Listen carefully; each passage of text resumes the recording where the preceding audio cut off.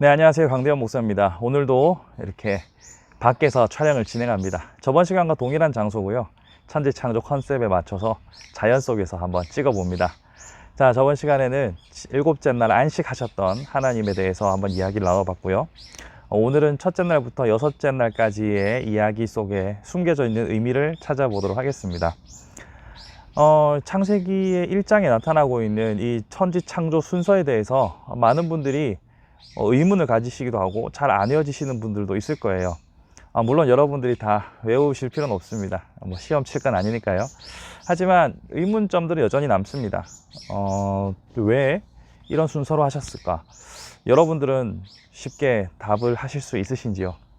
예를 들어서 넷째 날 해, 달, 별이 만들어지는데 그 전날 식물을 만드셨어요.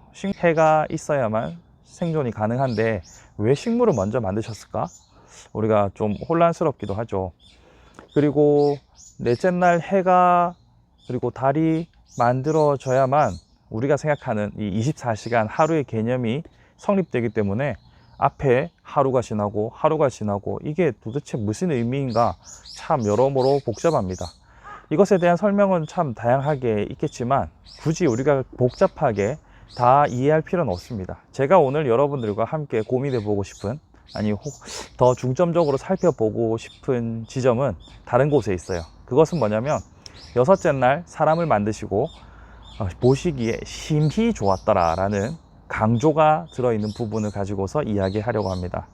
먼저 첫째 날부터 여섯째 날까지 하나님께서 천지를 창조하시는 모든 과정을 통하여서 마지막에 사람을 만드시고는 다른 모든 창조물에 대해서도 좋았다라고 하셨지만 힘이 좋았다라고 강조하고 있죠. 우리는 이 천지 창조 기사를 과학적 어떤 자료로서 우리가 제공받은 것이 아니다라고 저번 시간에 제가 말씀을 드렸다 그랬어요. 맞습니다. 이 천지 창조 기사는 세상은 어떤 원리로 어떤 구조로 돌아가고 있고 이 세상은 어떤 필연적인 인과관계를 통해서 만들어진 게 아니다 라는 것이 창세기를 통해서 우리가 봐야 할 지점입니다. 오히려 이것은 하나님께서 인간을 향한 사랑을 향한 서사라고 이해하는 것이 옳습니다. 자, 왜 그런가 하면요, 하나님께서 인간을 만들기 위해 그 앞에 모든 창조의 순서들을 채워가시면서 인간이 살 수 있는 가장 적합하고 아름다운 환경을 만드는 것에 그 포인트가 있기 때문이에요. 그러니까 자연책, 과학책으로서 창세기가 존재하는 것이 아니라 이 창세기 1장은 하나님께서 세상을 주도하시며 그 중심에 사람을 관심을 가지고서 지켜보고 있다. 사람을 중심으로 세상을 돌아보고 계신다라는 것을 강조하기 위한 하나의 서사 혹은 시로 이해하시는 것이 더욱 바람직하다는 겁니다. 그렇게 이해하게 되면 성경이 가지고 있는 명백한 목표와 맞닿아 있다는 것을 알 수 있어요. 성경은 하나님이 어떤 분인지 인간에게 보여주는 유일한 책입니다. 자연계시, 일반계시, 이것도 나중에 설명하겠지만 일반 계시로 신의 존재를 막연히 느낄 수는 있지만 하나님 자체를 알 수 있는 것은 성경밖에 없어요. 그 성경이 처음 시작하면서 우리에게 전해주는 메시지는 그 천지를 창조하신 하나님이 인간을 중심으로, 그 사랑하는 인간을 중심으로 역사를 이끌어 가시고 창조를 이끌어 가고 계시다는 것을 우리에게 시적으로 설명하고 있는 겁니다. 그러니까 창세기를 보면서 여러 가지, 창세기 1장의 창조 기사를 보면서 여러 가지 의문점이 들 수 있지만 그 의문점들을 과학적으로 굳이 다 풀 필요는 없습니다.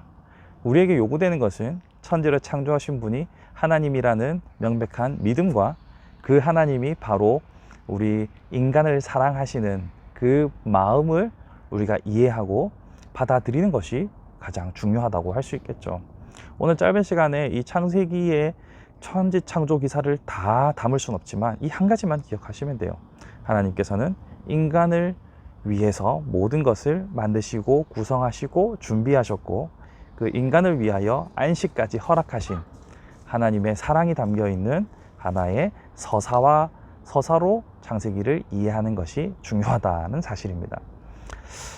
창세기를 보시면서 여러 가지 의문들을 여러분들이 댓글로 달아주시면 제가 아는 한에서 성실히 또 답변을 드리겠습니다만 하나님께서 얼마나 인간을 사랑하시는지, 또한 자신이 어떤 분인지를 드러내고 있는 그 포인트에 우리가 초점을 맞추고서 창세기를 읽어간다면 더 큰 은혜와 기쁨이 있을 줄로 생각합니다. 항상 이 내용이 길면 안 봐진다고 하시더라고요. 그래서 짧은 시간에 최대한 많이 담아내려고 하고 있으니까 앞으로도 여러분들 많은 관심 부탁드리고요. 짧게 하나의 주제를 가지고서 여러분들을 계속 찾아뵙도록 하겠습니다. 감사합니다.